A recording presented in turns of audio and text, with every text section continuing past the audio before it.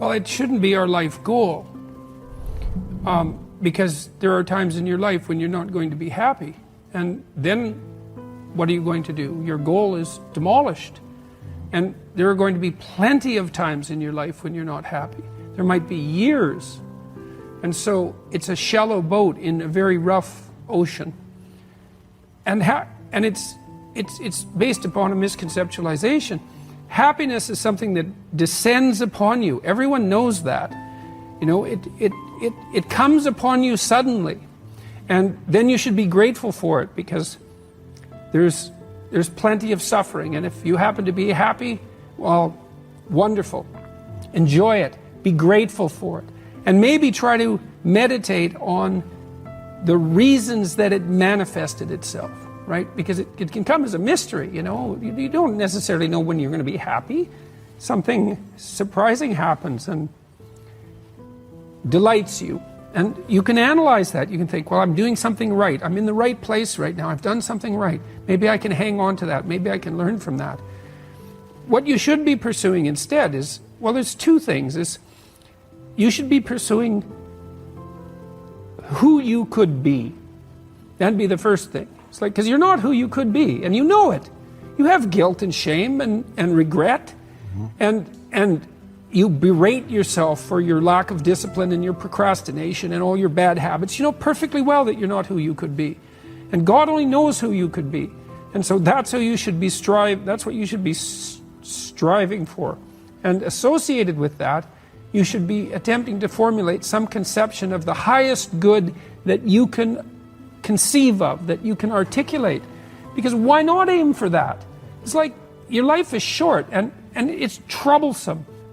And perhaps you need to do something worthwhile with it. And if so, then you should do the most worthwhile thing.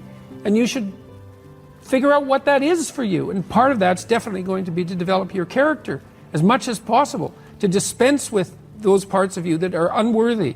And then maybe, if you're fortunate, and you do that carefully, then happiness will descend upon you from time to time.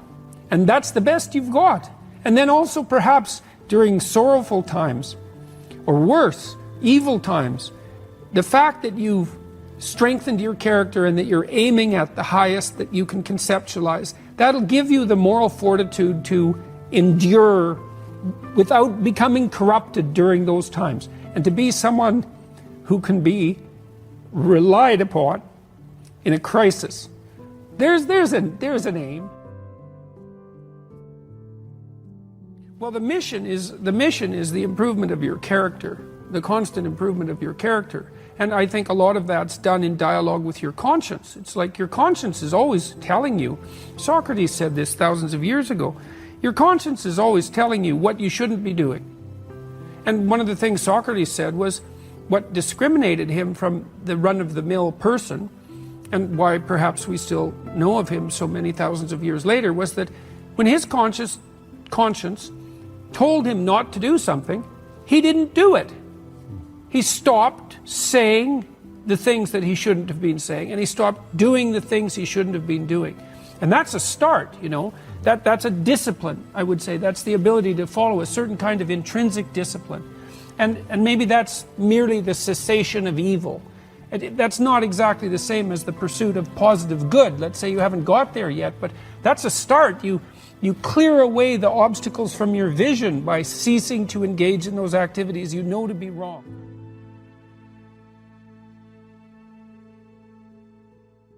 Are your personal goals always going to be aligned with the needs of society, with the needs of humanity?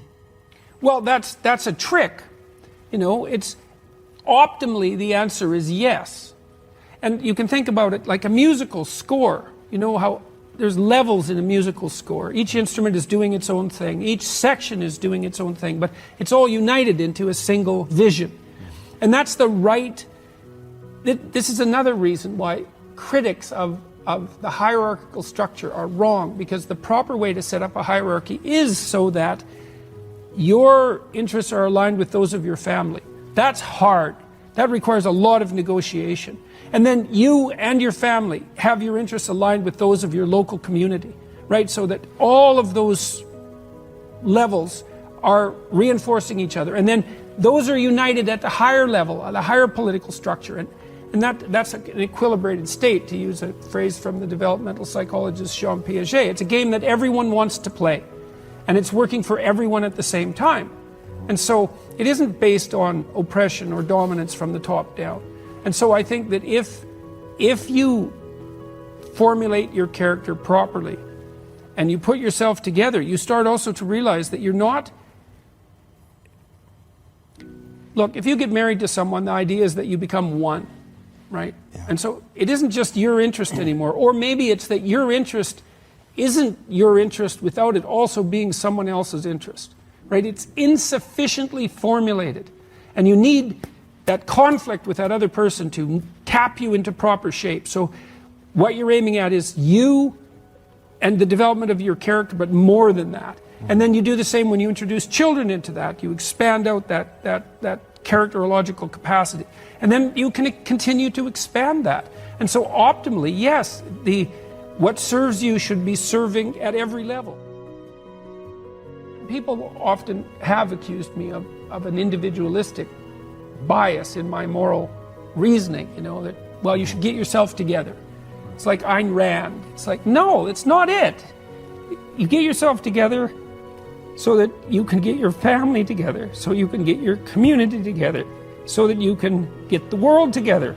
All of that at the same time. There's nothing selfish about that, except the responsibility, which is on you to start that, and to bear that, and to lift that, and to act it out.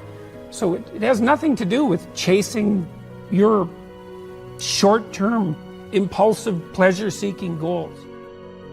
I think of people as beasts of burden in some sense, like we're built for a burden, and we're not happy without that burden, and we want to find the one that suits us, and that's difficult. It's part of the adventure of life to seek out the burden that suits you. But when you have that, then yes, then hopefully you're operating in harmony with the requirements of those around you. And the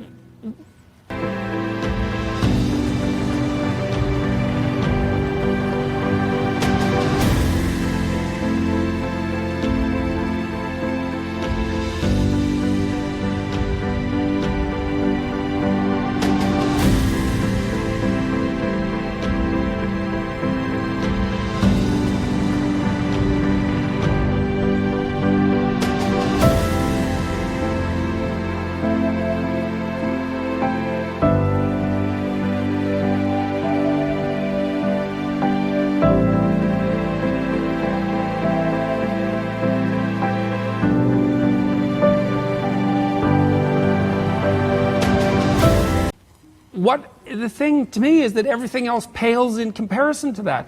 That's why it says in the New Testament that you should stack up riches in heaven. It's like there isn't anything better than that. You're functioning well, your family's functioning well, you're contributing to your community. What you're doing is worthwhile, You're not tormented by your conscience. You're aiming at something that the sacrifices that you have to make that clearly justify the sacrifices you have to make. Maybe even the sacrifice of your life, because you're in this, like this is a mortal game. You're in this with your whole life. And you'd think that what that would mean, at least in part, is that you need to find a game to play that's of sufficient grandeur and nobility so that perhaps even the fact that mortality is built into the structure now becomes justifiable.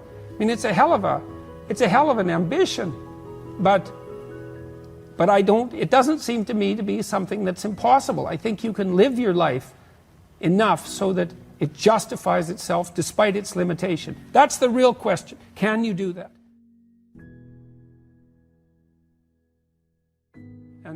And I believe that you can, and I believe that what that means is that the human spirit fundamentally triumphs over death. And so that's optimism, in the midst of the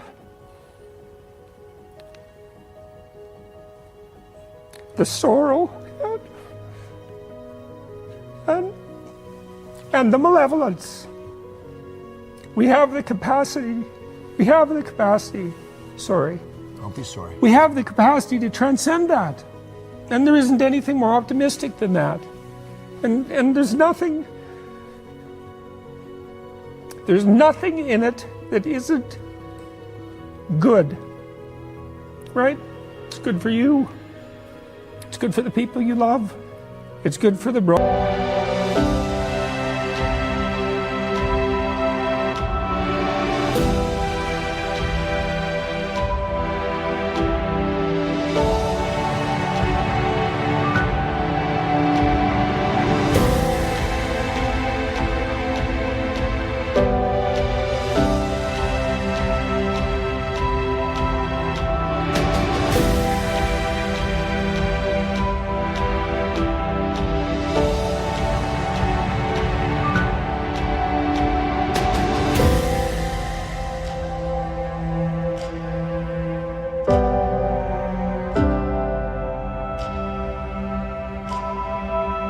society.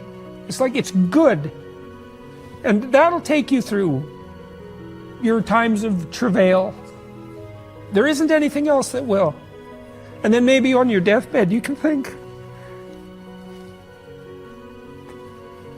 I justified the privilege, the terrible privilege of my existence.